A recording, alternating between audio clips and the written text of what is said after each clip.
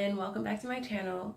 If you haven't already done so, please subscribe so that you can get notices about my new videos each week.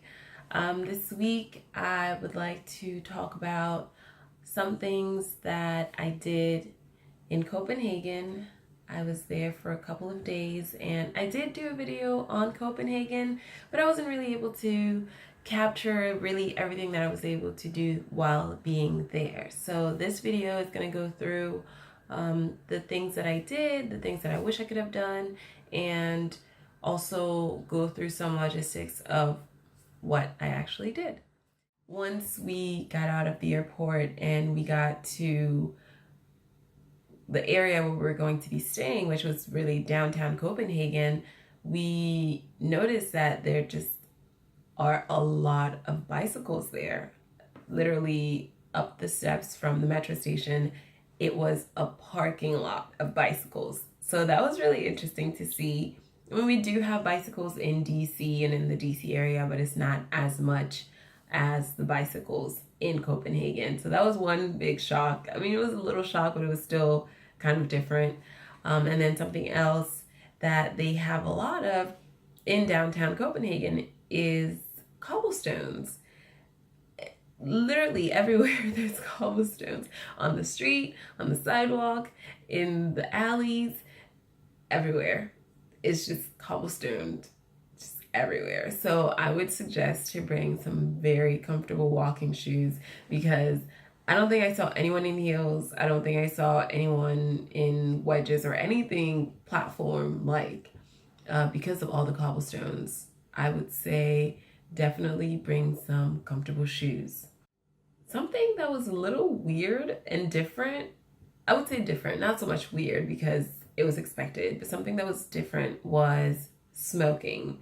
A lot of people smoke in Copenhagen, and it seemed to be every age. It wasn't really just younger crowds or things like that. Also adults and like older people, just everywhere on the sidewalks, in the streets, in the shops. A lot of the places you can smoke inside of them, like the bars and things like that. So if you're not a smoker, get your lungs ready. The places that we got to see weren't very many, but they were really fun. We did a little tour on the big bus tours. They have some of those in most cities, in a lot of cities, especially in Europe and in the US. They have a lot of the big bus tours. I would say to book, you can either just hop on and pay for it or like go to a stand. The one that we took was for, I believe, 48 hours, and it was about a little under 30 euros. And we were able to go all around the city, and it's a hop on, hop off. So as long as you have your headphones and your wristband, they give you a wristband. Some places give you a wristband, some others you just have your headphones and like a little receipt that you show the driver, and then you can get on. But I would definitely say if you are not the walking type, you should definitely get on the hop on, hop off bus, because they do go to each and every stop that is pretty interesting in Denmark, or in Copenhagen rather. And they'll let you know where you are and how far is the next stop. They'll give you a little map so you can get around pretty easily. It is a lot of walking, however, so if you're getting off, you're going to be walking a lot unless you're coming back to the same spot. And they do touch on the main attractions, like the Queen's Winter Palace. They also take you to the Little Mermaid, and then they take a little break because there is a long line to the Little Mermaid. So when they do drop you off there, they stay for about 15-20 minutes before they start again on the bus. And then they take you to the harbor where all the colorful houses are. They take you to like the downtown mall area. They take you past the castles. There are a couple castles that you can visit for a fee. We didn't get to visit them, but they do show them to you. I'm not really sure how much they are, but they're not over $10. Like, they're pretty affordable. And some you can go all the way to the top of the towers that they have. So it's really cool. We didn't get to do it, but we saw them. So if you do have more time, I would definitely say to look at those, because you can see Copenhagen from a different view. Like, you've seen it from the water, you've seen it from the bus, and now you can kind of see it from the air without being on a plane and paying too much. So it's really cool. They have really cool and exciting things to do there. One place that I'm sure everyone hears about Copenhagen is Christiania. And Christiania is a free state within Copenhagen, which used to be military barracks that in the 70s or 80s became like a chill out spot for hippies and homeless people. And now it turned into its own free state where they have their own rules, or at least they abide by their own rules, still within the Danish government, but they try to say they're not. I do not have any images or videos from Christiania because we went there at night, and it is pretty much like a free zone. So there's a lot of sale of hash. Is that what it's called? Hash? And weed. So they sell drugs there. And you can smoke it there. So you buy and smoke it there. Because if you do go out with it and get searched, then you can get in trouble. Like, if you get out of the border of Christiania with your merchandise and a cop pulls you over, or like a cop stops you and searches you, then you can get in a lot of trouble and get a fine. In Christiania, there is a bar. It's called Opera Bar or Opera. And in there, they do like release parties, like album release parties. They do like live bands and things like that. So we got to enjoy that, a little bit of that.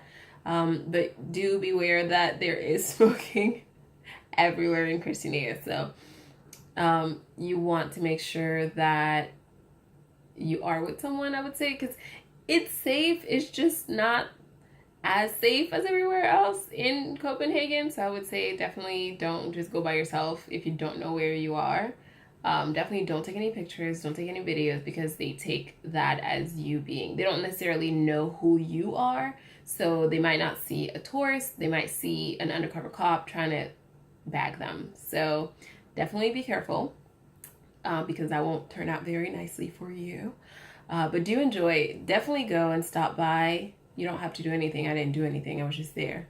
And I went to get espresso at 1 o'clock in the morning. Because all of that natural air was getting to me a little. So then we went to the bar, and it was really fun. It was live music. We were rocking. The Copenhagen food scene is really awesome. Other than hosting the best restaurant in the world, Noma, they also have some really good food all around. They have really cool street food that you can get from Paper Island. It is right off the river, so it's like this area that they have where once you go in, and it's in my video, it's literally street food everywhere from different countries that you can taste from, you can try, you can like buy and eat from. It's really cool the way that they have it. It's like this big indoor mall with just food and drinks and awesome cocktails, and we got to try some of the cocktails and some of the food, and it was just awesome. Another place that we went to was Tolverhallen, something like that. It's like a glass market, and it was pretty cool. In there was very similar to the street food market, but instead it was more like a fresh market. So it's this large glass enclosed market where you can buy flowers, you can buy fresh fruits and vegetables, you can get some wine, meat, charcuterie, cheeses. They had a whole bunch of stuff there, and it was very fresh. They're there almost every day. I think they're there until about 7 p.m. So we went in a little earlier in the morning. It was really beautiful there, and that was like our first impression of the food. That's where we had lunch, and I got to try one of the Danish hot dogs, which is completely different than the hot dogs that we have, according to the Danish. So it was really good. It was this very loaded hot dog. It cost about, I think I paid somewhere around 70 kroner, which is around a little under $10. So it was good. So I was okay with it, and I had a drink too. So it was awesome. That was my first Danish food experience, the Danish hot dog. But it was really nice. So that was one thing that we did. Then we tried. I would definitely recommend to try the open face sandwiches. That's also something that Danish people have in their cuisine.